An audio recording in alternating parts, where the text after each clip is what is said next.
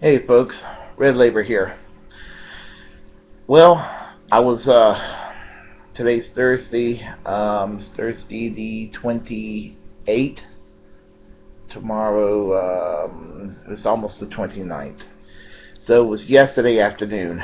I was listening to Rush Limbaugh. Yeah, I listen to Rush Limbaugh occasionally just to see what some of these crazies have to say, and he's just as obnoxious as ever.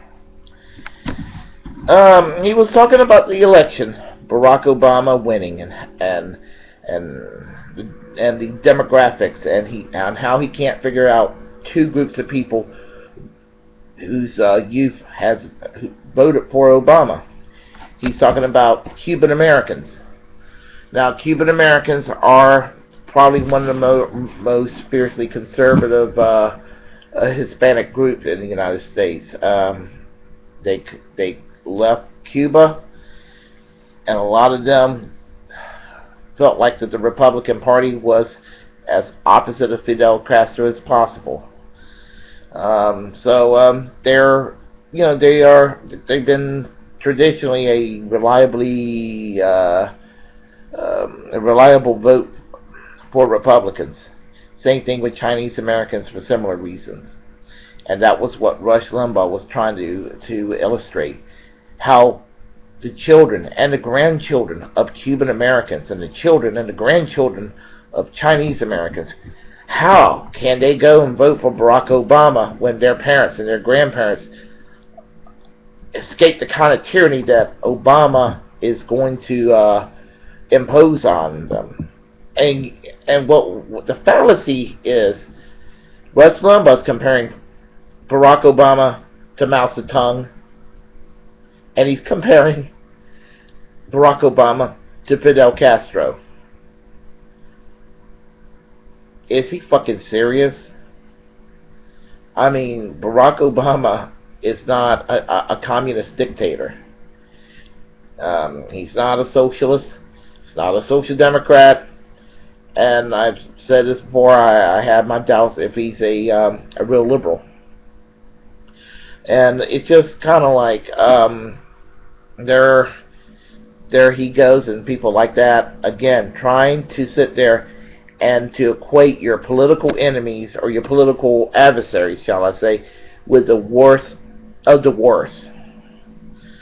I mean, that's and these are the same people that when the anti-war protests were going on during the Bush era, they were like, oh, look at these liberals out there protesting with comparing George W. Bush to Adolf Hitler. And folks, it is ridiculous to compare George W. Bush to Adolf Hitler. I despise George W. Bush, but he wasn't Adolf Hitler. Now, to those on the other side, I think you need to rethink when you refer to Barack Obama as a communist dictator.